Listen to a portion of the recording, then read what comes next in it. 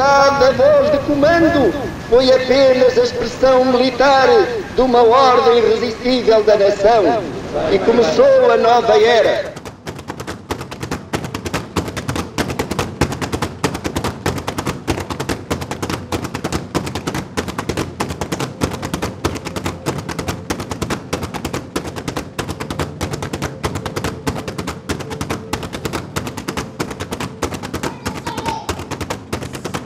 Olá, boa tarde. Chamo-me Dília Patrícia Almeida, sou aluna do primeiro ano na Universidade de Cabo Verde e faço o curso de Línguas, Literaturas e Culturas, Estudos Cabo-Verdianos e Portugueses. O título deste vídeo trata-se de reflexões sobre o complexo prisional, o prisional de Chambon, no Tarafal.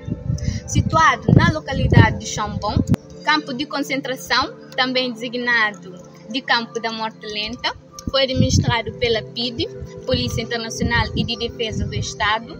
Foi a polícia política portuguesa entre 1945 e 1969, responsável pela repressão de todas as formas de oposição ao longo do regime político do Estado Novo, e também PVDE, Polícia de Vigilância e Defesa do Estado, sucedendo a instituições da mesma natureza criadas durante a ditadura. O principal objetivo era aniquilar fisicamente e psicologicamente os opositores portugueses e africanos à ditadura salazarista, isolando-os do resto do mundo em condições subhumanas de cativeiro, maus tratos e insalubridade.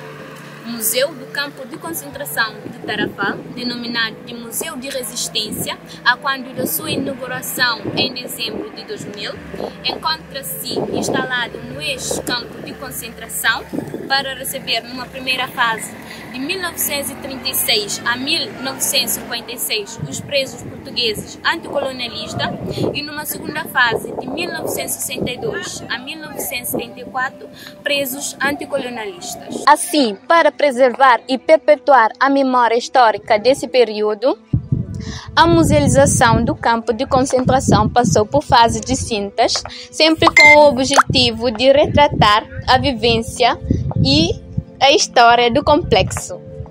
A priori, o campo de concentração de Tarafal era feito de lonas e só depois foi construído pelos próprios prisioneiros que ali estiveram. 1 de maio de 1974 foi fechado o campo de concentração. Este ano, no dia 1 de maio, foi comemorado o 50º de libertação dos presos no campo de concentração do Tarafal. Ali estiveram homens que estavam contra o regime salazarista, implementado pelo Sr. Antônio de Oliveira Salazar, que lutaram e eram contra o regime de Salazar. Nesse campo morreram 36 portugueses, 2 angolanos e 2 presos políticos de Guiné-Bissau. No dia 1 de maio, estavam 14 presos políticos no campo de concentração. Por ali passaram 20 presos políticos cabo-verdianos desde 1974. O complexo prisional, aberto em 1936, reabriu em 1961 no âmbito da Guerra Colonial e fechou em 1974 com o fim da ditadura. Salazar faleceu na década de 60 e Marcelo Caetano fica à frente. Hoje, graças aos historiadores, presos que passaram por este campo, conhecemos a história. Também a música e principalmente a literatura nos levou a conhecer a história do campo de concentração de Tarafal.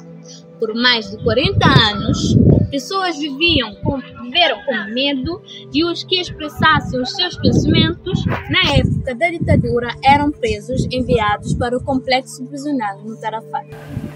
No total, estiveram cerca de 230 anticolonialistas africanos, dos quais 106 angolanos, 100 guineenses e 20 cabo-verdianos. No campo de concentração, existia um pequeno quartinho denominado de frigideira, muito pequeno e muito baixo, onde castigavam alguns presos.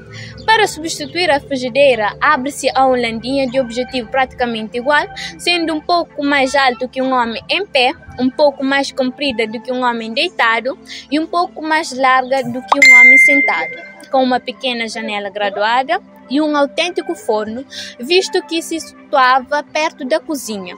Ali eram-lhes dados um copo de água por dia e um pão pequeno e muito duro. Na sequência da Revolução de 25 de abril de 1974 e com o fim da ditadura do Estado Novo, o campo é encerrado uma semana depois.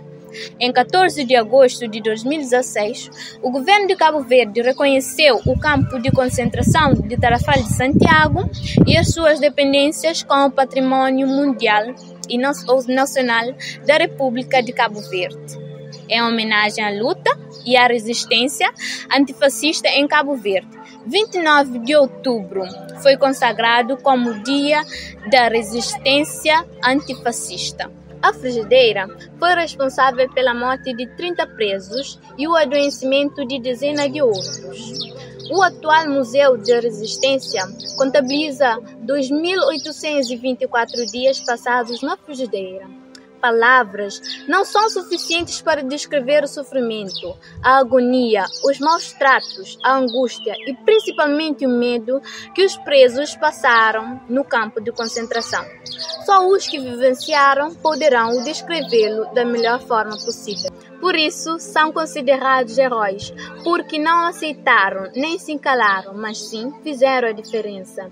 De um modo geral, lutaram pela autodeterminação e independência dos seus territórios. Não foi dirigido nenhum pedido de desculpa por tudo o que passaram, suportaram e sofreram. E mesmo que o fizessem, não seria fácil lhes dar o perdão. Hoje, ainda muitos têm o trauma e também muitos morreram com a mesma. O campo da morte lenta, um lugar onde foi derramado sangue de inocentes e o trauma permaneceu na memória de muitos prisioneiros.